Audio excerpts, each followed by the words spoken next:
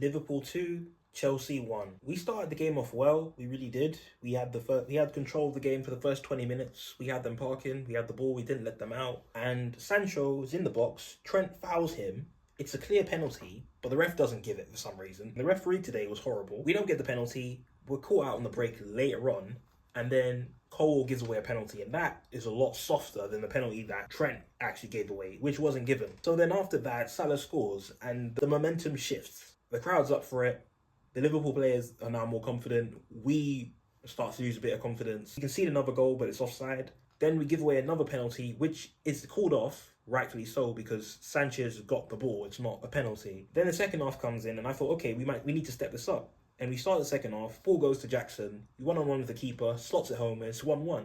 And we're back in the game, the confidence is building again, and it just falls right in front of our eyes, because somehow the defence caught ball watching, Salah, ball over, and they catch us out again, ball over, Curtis Jones on his ones, no one's seeing him, no one's catching up with him, and he's with the keeper, just him, taps it in, and it's 2-1. And I'm like, how did that happen? Where's the defence? We're just ball watching. At first I thought, okay, maybe they're trying to catch him offside, but no one, I don't think anyone notices him. No one looks at him. And he's just on his own. Then after that, we spend the rest of the game trying to regain control, and Liverpool pretty much spend the rest of the game trying to catch us out. And it works for both sides. It's just that I think the game, for them, they were more intense physically. They had more intensity. They were a lot better than us physically.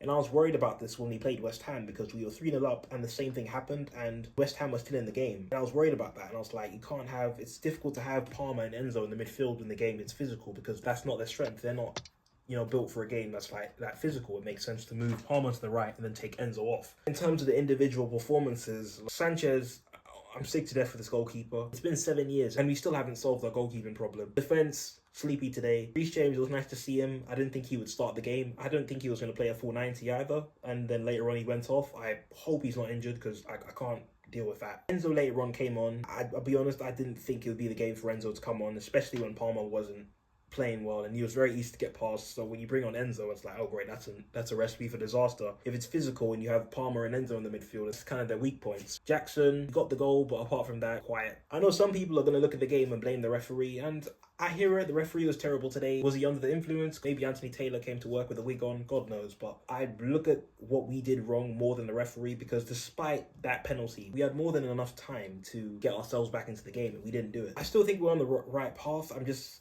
really concerned with, again, like with the West Ham game, despite the fact we won the game, I'm just concerned of what happens within the midfield when the game gets physical, because again, like Palmer, easy to get past. Enzo, easy to get past. And it's pretty much just Caicedo on his own, kind of. So we do need to figure out what we do with the midfield when the game gets physical. Does Palmer get moved to the right? Does Enzo get taken off? I do like that we started with Lavia and Caicedo. I think that's a preferable option in future. They can do a bit of the physical work and the technical work, so I think it's better to start those two instead. I'm telling you now, halfway through the season, people are going to start crying about Gallagher. I'll be honest, despite the criticisms I've had for the ownership for the first 2 seasons, when they hired Enzo Maresca, I had a bit more faith. I grew a bit more faith in the project after the Maresca appointment before pre-season, because that appointment made sense and the recruitment on a large scale was improving. And I still have faith in the ownership. I have faith in the project at least, but the defence and the goalkeeping situation is a shambles. For the money we spent, I don't know how that's what we've displayed. The defenders aren't even horrible players. They're just decent, but it's just decent isn't good enough. Decent is just average. Today it was a good game. It was a good game, but just a bad result.